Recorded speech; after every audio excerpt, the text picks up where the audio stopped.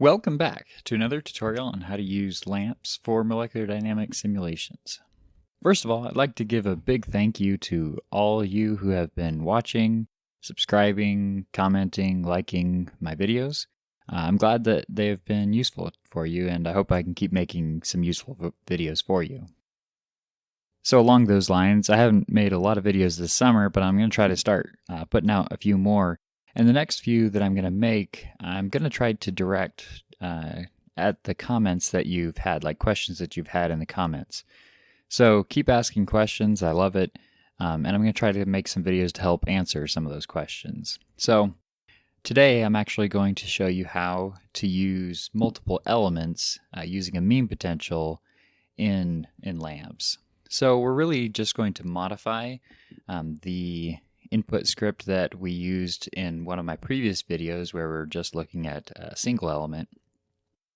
But I'm going to modify it quite a bit, especially the beginning part, because we need to do a different kind of setup for multiple elements.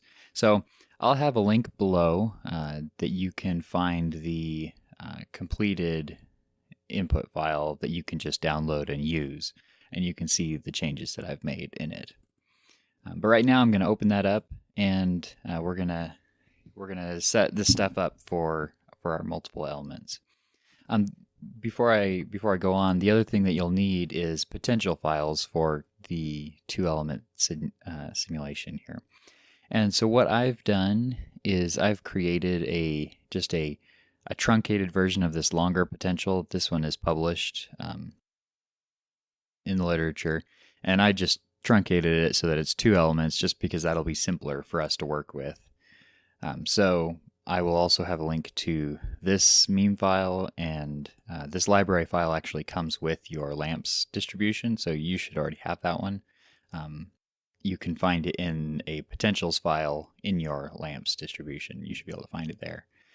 And you even have this one here, but I've modified it so that it's simpler to use. So I'll have a link to that one in the description below as well.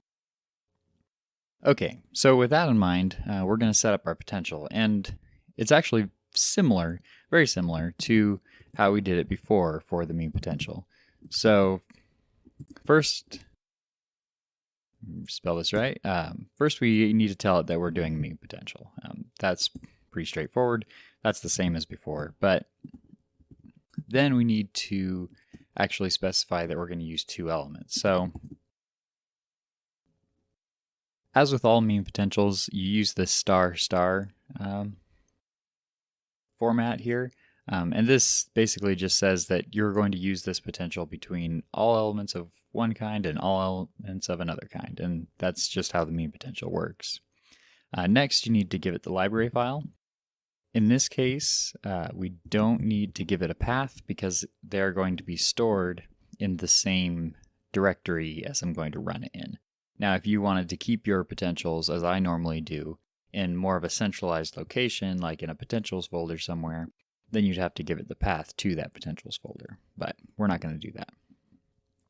Okay, so next we need to specify which elements out of this file we need to use. So let's take a look at this file and see which ones we want. As you can see, there's a bunch of different elements in here. And so there's even, like, we're going to do an aluminum copper alloy. So if we look in here, there's an aluminum.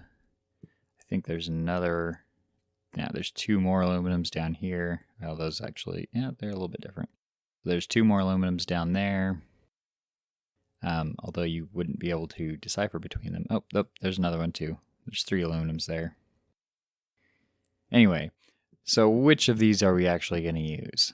Well, let's take a look at our MEAM file as well. So we'll open this file here. And you can see in the header, here's that reference to where this potential is published in the literature. And I've shortened this, so it's just aluminum copper. But since this was a very good header made when this file was submitted, you can see which ones we're supposed to use from the library.MEAM file. So we want to use this ALS and CUS. So that's these here, the ALS there and CUS here. So those are the ones that we want to use out of this library file. So here we can just type ALS and CUS. Now this order is important. So make sure that you have it ALS, then CUS, because that's how this file was written. So it's ALCU, ALCU. And so these 1s and 2s down here, the 1s correspond to the aluminum and the 2s correspond to the copper. So you'll need to make sure that that order is consistent. So then we need to give it the MEAM parameter file, which is just that alcu.meam file, and the same 2 elements there. So we need to make sure that we have those same 2. All right. So that is how you set up the actual potential to do that. Now there is also a little bit of different things that you have to do when creating your simulation box. So first of all, what structure is aluminum copper? I'm actually not sure. I'm not even sure that there is a real stable structure of aluminum copper. But what we're going to do, just for simplicity's sake, is do a B2 structure, which is essentially a interleaved simple cubic structure. So that's 2 simple cubics, a simple cubic of aluminum mixed up with a simple cubic of copper. Just the one is offset from the other so that they fit together very well. So with that in mind, we're going to set up our lattice to be a simple cubic lattice, and I'm just going to give it some lattice parameter. We'll probably do a minimization. We'll add a minimization in here or something to get it close to a stable value, whatever that is for the structure, assuming the structure is even stable. Okay, so we set up a lattice. Now we want to create a region, and we're going to call it the whole thing. This is just going to be the whole simulation cell. We're going to make it a block, and we're just going to go from 0 to 10 on this lattice parameter. So it'll be 40 angstroms by 40 angstroms by 40 angstroms. And now we want to use that region to create our simulation cell. So we're going to create box. Now here we actually want to create box 2 with hole. So this create box 2 means that we're going to create this box with 2 types of atoms, I should say, 2 types of atoms in it. And so we need to say that create box 2. Okay, so now let's actually create the aluminum atoms. So we're going to leave the lattice the same. So we can repeat this if you want, just for clarity. We're going to just leave this here. And then we're going to create atoms. And we're going to create type 1 atoms. So aluminum, remember, is type 1. So we're going to create atoms of type 1 in that whole region. Similar for copper, except that now we need to translate that lattice. Remember, this lattice is offset from the other. So we're going to create a simple cubic lattice, but we're going to offset the origin so that it is at 0.5, 0.5, 0.5. And that's in terms of the lattice vectors, so that it's half a lattice vector in the x, half lattice vector in the y, etc. And so that origin now is in the middle of the original simple cubic cell. Okay, so that will create our other simple cubic structure, and now we can create atoms of type 2 in region hole. And so with that, we've actually created both aluminum and copper in this B2 structure. All right, and so actually at this point, you should be able to run this. If you're modifying the compression file, you'll notice I made a few more changes. I changed some stuff down here. I actually took out the per atom compute, and so I removed that from this text file output, or this dump file output, I mean, as well. So just a few things that if you're wondering where they went, that's where they went. All right. So now if you're ready to run it, open up a terminal or a command line. This works the same in Windows or Linux or whatever you're running. And then go over to your directory where you're wanting to run this. Mine's right there. You can see all my files there. And then run it. And again, make sure you either type the whole path to your LAMMPS executable here, or have your LAMMPS executable on your path. So for me, I have it on my path, and so I can just type it in right there. And then I'll say in to element.in. And with that, I can start running. Now I'm not going to sit here and watch the whole thing run, as this can take it could take up to 10, 15 minutes, depending on your computer, really. But I will see you back when it finishes.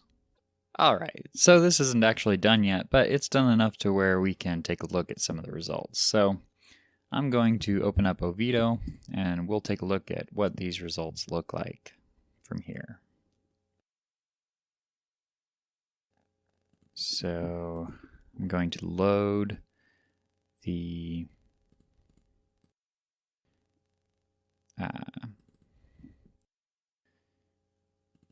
our output file here, dump compression.dat. No, toElement.dat, sorry. All right, so here's what it looks like so far. I'm going to add a centrosymmetry parameter calculation, and this is basically a BCC structure, so in order for it to calculate correctly, that needs to be set to 8. And then I'm going to color code it by that centrosymmetry.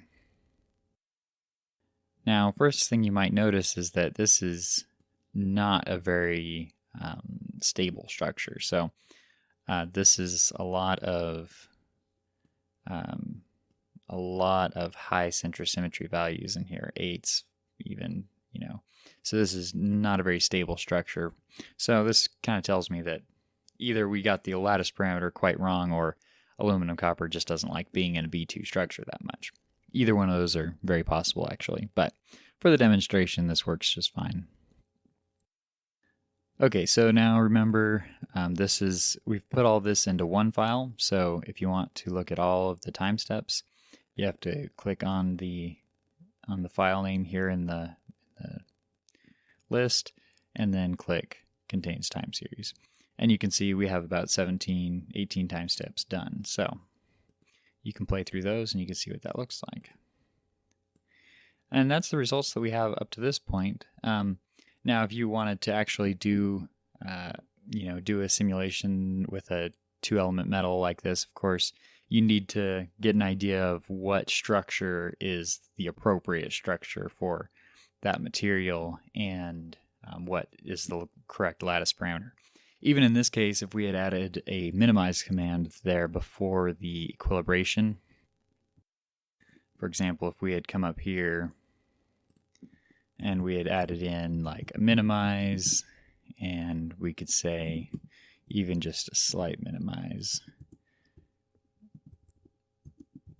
if we did something like that, then we could get it to whatever the right lattice parameter is, for the structure. But again, we don't really know if this structure is very stable anyway. But in any case, you can use this kind of a process to run two-element simulations, or you can also, and this might be more useful depending on what you're doing your simulations for, you can just create your lattice outside of LAMMPS, and I found this to be useful in a lot of cases. Just create it outside of LAMMPS where you can put atoms wherever you want much more easily. And then you can import a data file or something like that. But anyway, I hope you have fun exploring this, and if you have any other questions that you want me to answer, just leave a comment in the comment below, and I'll see you next time. Thanks.